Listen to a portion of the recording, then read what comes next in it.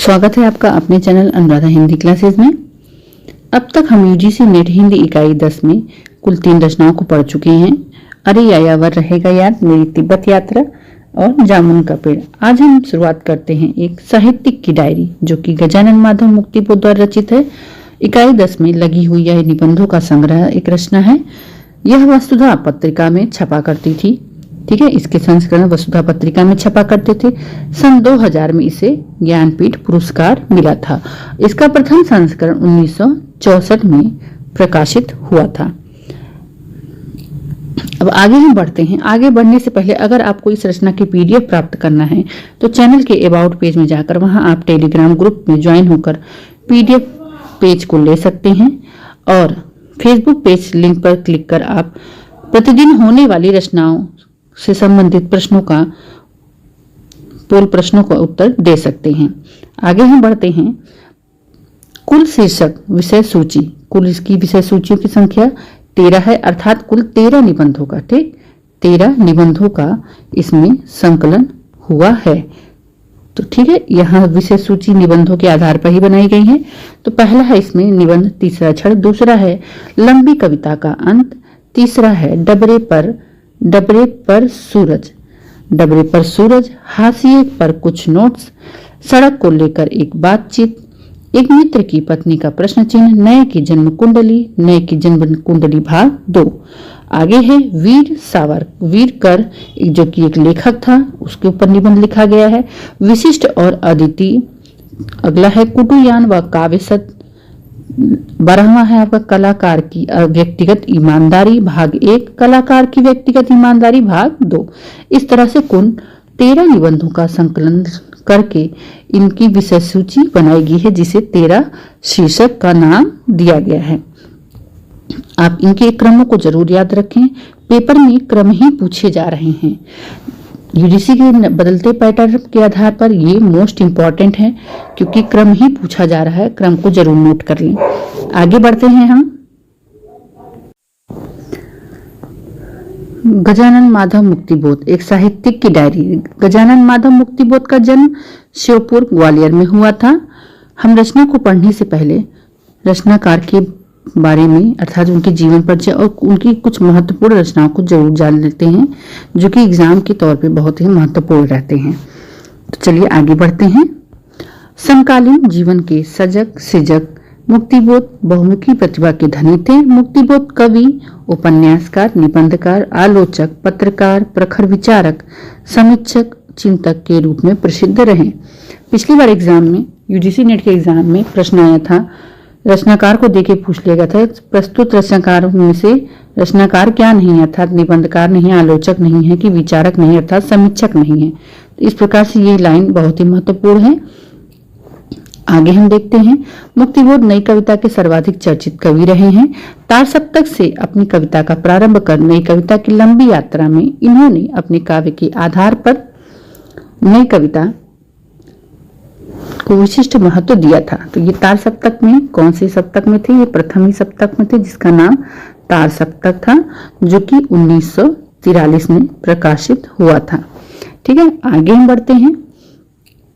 इनकी प्रकाशित साहित्यिक रचनाएं जो कि मोस्ट इंपॉर्टेंट है साहित्यिक, ठीक है, कामायनी एक पुनर्विचार, भारतीय इतिहास और संस्कृति मोस्ट इंपॉर्टेंट, नई कविता का आत्मसंघर्ष बार बार एग्जाम में पूछा जाता है ये रचनाएं, अन्य निबंध, नए साहित्य का सौंदर्य शास्त्र आया हुआ प्रश्न है, चांद का मुंह टेढ़ा जिस पर इन्हें पुरस्कार प्राप्त हुआ था, एक साहित्यिक की डायरी जिसे हम अभी पढ़ रहे हैं, काठ का सपना मोस्ट इंपॉर्टेंट, विपात्र, सतह से उठता आदमी, ये इनकी बहुत प्रमुख रचनाएं थी और प्रसिद्ध भी।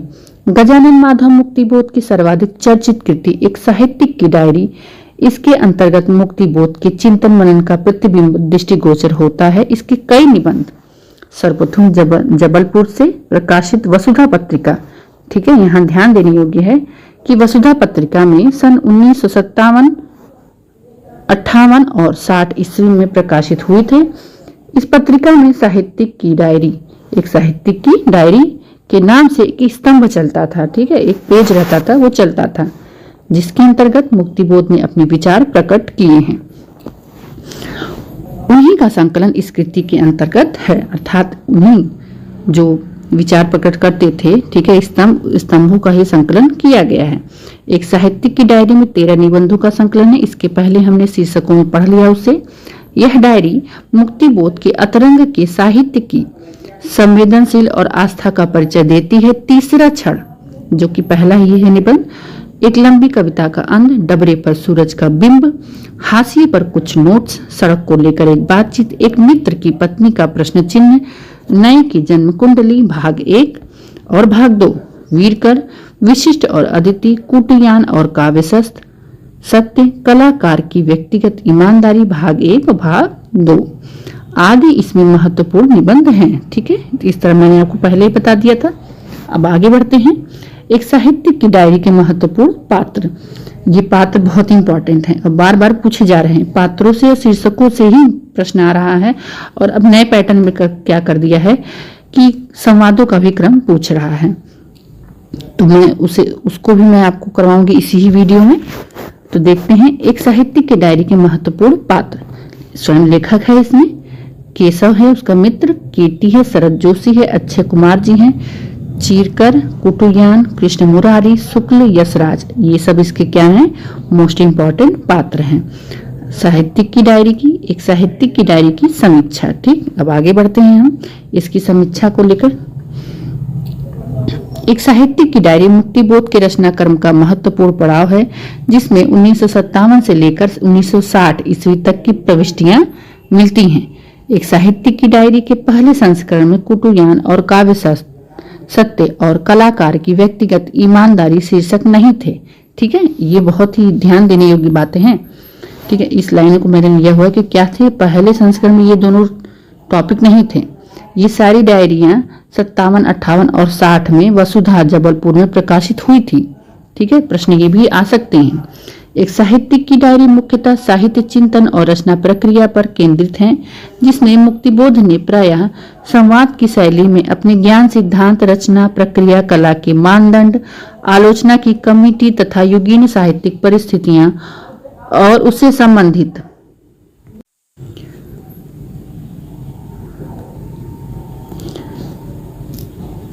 विमर्शों पर बात की शैली में विचार विमर्श किया। डायरी को पढ़ते हुए हम मुक्तिबोध की अनेक कविताओं, कहानियों, आलोचनात्मक लेखों के अंत सूत्र प्राप्त करते हैं। मुक्तिबोध ने जिन बातों को दूसरी विधाओं पर उनकी प्रकृति के अनुरूप लिखा है, वही अनौपचारिक शैली में, ठीक है, औपचारिक शैली में नहीं, अनौपचारिक शैली में प्रायः किसी घटनाक्रम, किसी परिस्थिति या व्यक्ति के सहारे इस डायरी में कहा हुआ है। मोस्ट इंपॉर्टेंट है ये।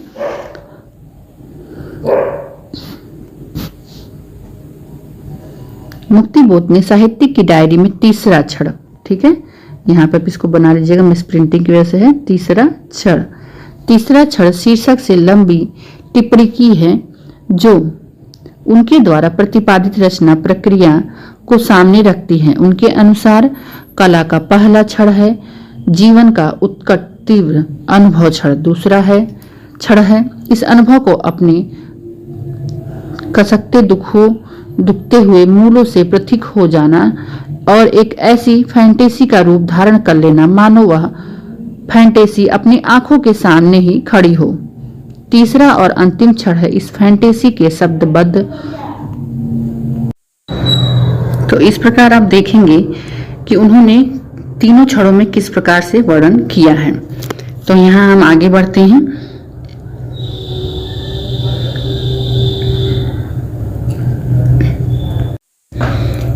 इसमें जो फैंटेसी है उन्हें ऐसी लगती है कि मानो वह आंखों के सामने ही खड़ी हो। ठीक है, आंखों के सामने ऐसा लगता है कि फैंटेसी वहां उपस्थित हो, और यही इसका तीसरा और अंतिम क्षण है। इस फैंटेसी के शब्दबद्ध होने का सक्रिय प्रक्रिया का आरंभ और उस प्रक्रिया की परिपूर्ण अवस्था तक की गतिमानता, शब्दबद्ध होने की प्रक्रिया के भीतर जो प्रवाह बहता है, यह समस्त व्यक्तित्व और जीवन का प्रवाह होता है। ठीक है, फैंटेसी अर्थात एक कल्पना ही यहाँ पे दिखाई गई है। प्रवाह में वह फैंटेसी अनवरत रूप से विकसित, परिवर्तित होती हुई आगे बढ़ती है। इस प्रकार से फैंटेसी अपने मूल रूप को बहुत कुछ त्यागती हुई नवीन रूप, ठीक है, नएपन को धारण कर लेती है। तो फैंटेसी का ही अर्थ ही होता है जिस फैंटेसी को शब्दबद्ध करने का प्रयत्न किया जा रहा है वह फैंटेसी अपने मूल रूप से इतनी अधिक दूर चली जाती है कि यह कहना कठिन है कि फैंसी का नया रूप अपने मूल रूप की प्रतिकृति है, अर्थात वही प्रतिरूप है। फैंटेसी को शब्दबद्ध करने की प्रक्रिया के दौरान जो सृजन होता है जिसके कारण कृति क्रमशः विकसित हो जाती है वही कला का तीसरा और अंतिम क्षण है, अर्थात प्रारंभ जो होता है फिर उसमें फैंटेसी आती है और फैंटेसी से नयापन आता है। डबरे पर सूरज का बिंब शीर्षक प्रविष्टि निम्न मध्यम वर्गीय साहित्यकारों की रचनाशीलता का एक बिंब है जो यह बताता है कि कष्टमय और मानसिक ऊहापोह में जीवन जीते हुए ये सभी ऐसे डबरे हैं जो अपने भीतर सूरज का उदाहरण लिए हैं, अर्थात उनके धूसर व्यक्तित्व, अर्थात मिटते हुए व्यक्तित्व। ठीक, यहाँ धूसर का अर्थ मतलब धूल से सने हुए व्यक्तित्व व काव्यमय जीवन में भी व्यापक जीवन जगत के सत्य प्रतिबिंब हो सकते हैं। मुक्तिबोध ने बार बार साहित्यिक कर्म करने वालों के लिए सिद्धांत व्यवहार की एकता को जरूरी माना है। यदि ऐसा नहीं है तो साहित्य बड़ा नहीं हो सकता। सत्य बात है। देखिए ये लाइन मोस्ट इंपॉर्टेंट है और ये लाइन हो सकता है हूबहू उठाकर पूछ ली जाए, तो इसे आप जरूर नोट कर लें। किंतु साहित्य में अभिव्यक्ति भावनाओं की जीवन के साथ साथ सामंजस्य अर्थात मेलजोल व संगति महज यांत्रिक नहीं हो सकती है। भावानुभूति, ठीक है, साहित्य में भावों की सबसे ज्यादा महत्व होता है, तो भावानुभूति की वस्तुनिष्ठता और सही विश्व दृष्टि को एक बेहतर साहित्य पैदा कर सकती है।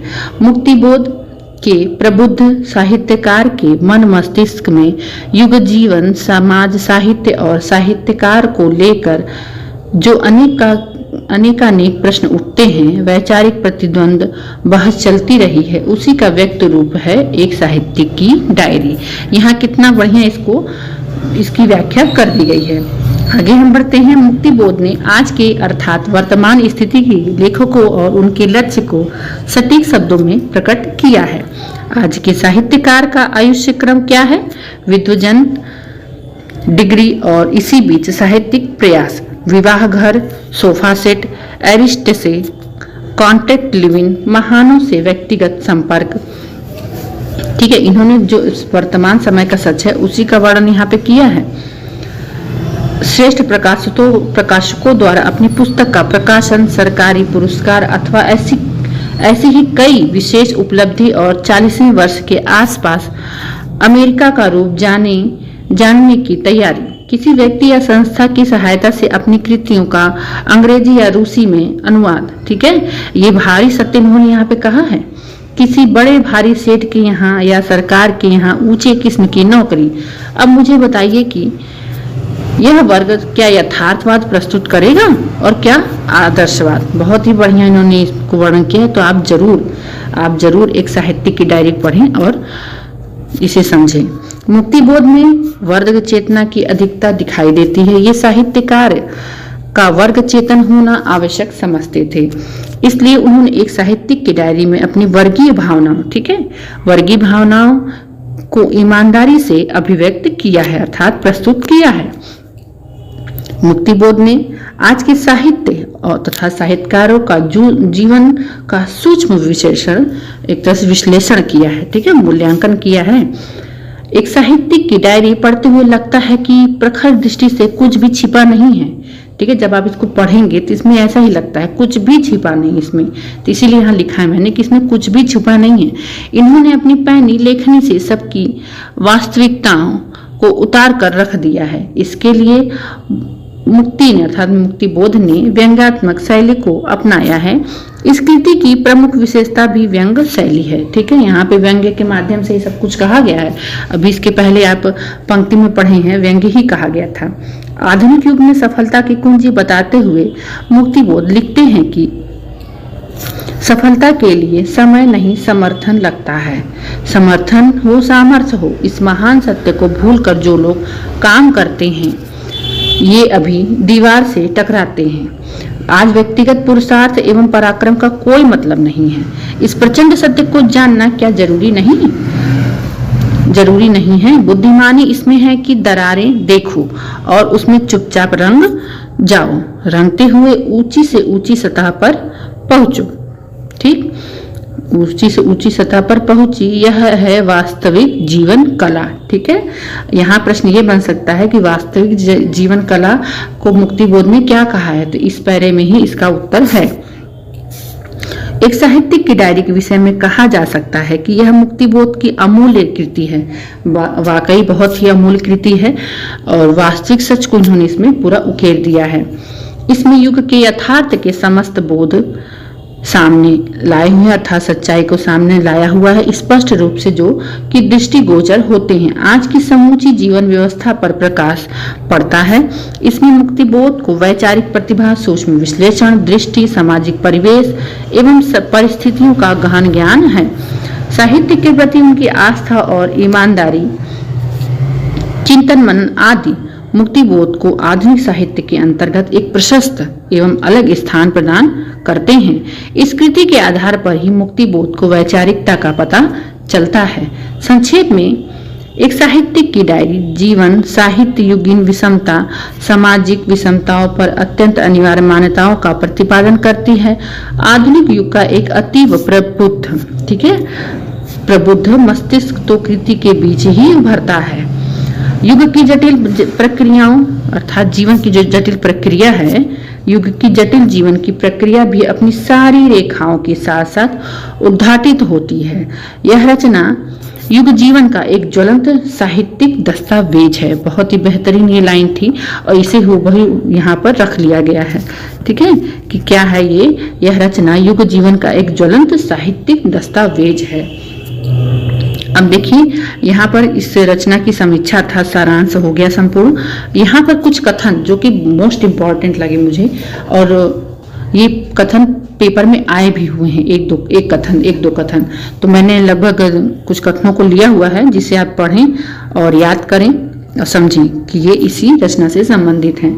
तो साहित्य की डायरी के महत्वपूर्ण उद्धरण अर्थात कथन, सारे दर्शन का मूल आधार सब्जेक्ट ऑब्जेक्ट रिलेशनशिप की कल्पना है। स्वपक्ष और वस्तु पक्ष की परिकल्पनाएं और उन दो पक्षों को परस्पर संबंध की कल्पना के आधार पर ही दर्शन खड़ा होता है। ठीक है, आगे है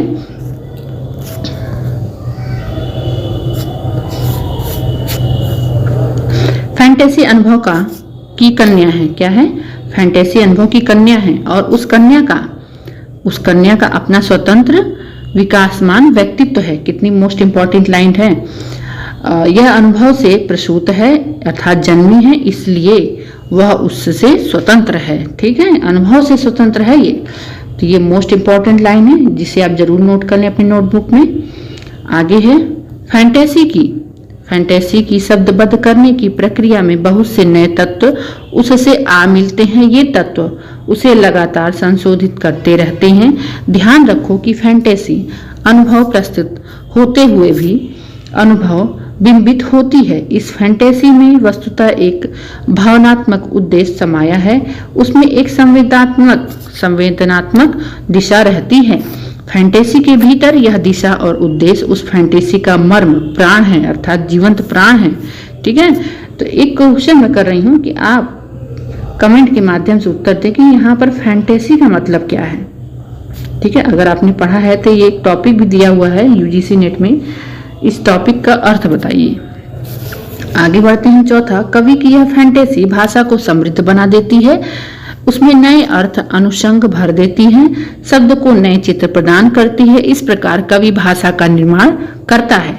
जो कवि भाषा का निर्माण करता है, विकास करता है, यह निसंदेह महान कवि है। ठीक है, इसमें कोई भी संदेह नहीं कि वह महान कवि नहीं है वो।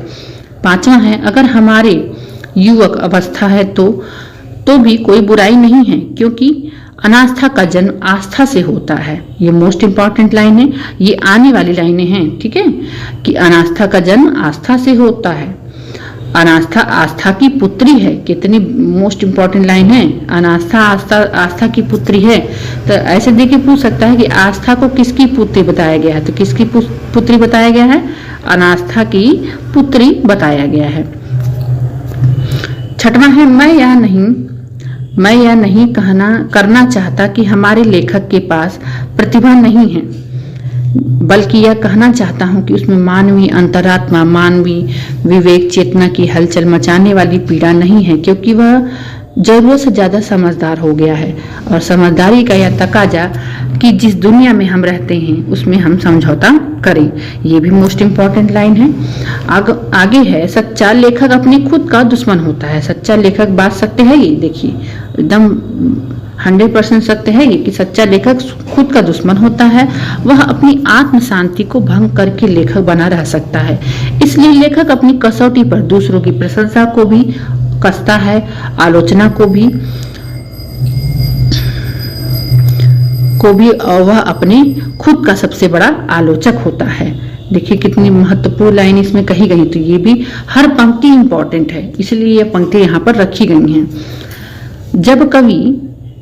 जब कवि की भावनाओं का ज्ञानात्मक आधार विस्तृत, व्यापक और अद्यतन, ठीक है, अद्यतन और पुरातन, ठीक, नवीन अर्थात नवीन, तो ऐसी स्थिति में उस कवि की दृष्टि ही उसके अंतःकरण अर्थात मन की भावनाओं में एक वातावरण निर्माण करेगी। ठीक, एक वातावरण निर्माण करेगी, एक काव्यात्मक मनोभूमि को तैयार करेगी। ठीक है, को तैयार करेगी। मनोभूमिका या वातावरण के बिना सत्य काव्य संभव नहीं है। ठीक है, काव्य सत्य से यह संबंधित है कुटुयान, और काव्य सत्य से संबंधित या निबंध से संबंधित यह पंक्ति है। तो यहाँ पे ये कथन संपूर्ण हुए। मित्रों, आपको मेरा वीडियो कैसा लगा कमेंट के माध्यम से जरूर उत्तर दीजिएगा, और अच्छा लगे तो लाइक करें, चैनल को जरूर सब्सक्राइब करें। इसी तरह से मैं आपको ये आगे की भी रचनाओं को पूर्ण कराने का पूरा प्रयास करूंगी। मिलते हैं नेक्स्ट वीडियो में नेक्स्ट रचना के साथ, संस्कृति के 4 अध्याय। तब तक के लिए आप अपनी पढ़ाई को जारी रखें और अपनी सफलता को जरूर प्राप्त करें। धन्यवाद।